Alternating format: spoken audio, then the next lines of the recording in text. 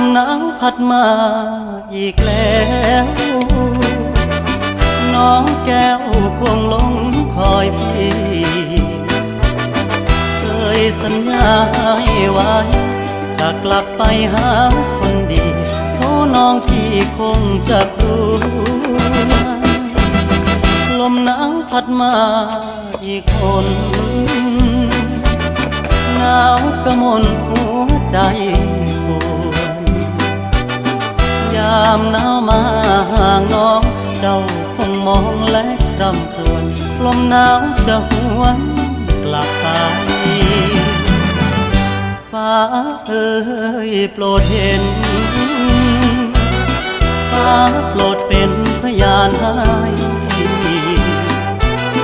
ความรักยังไม่คลอนนิรันดรห่วงดวงใจจากเจ้าไกลเพราะจนลมหนาวพัดมาอีกแล้วน้องแก้วคงหลงคอยมนจากน้องมาสร้างตัวอย่าได้กลัวรักจะปนให้น้องทนหนาว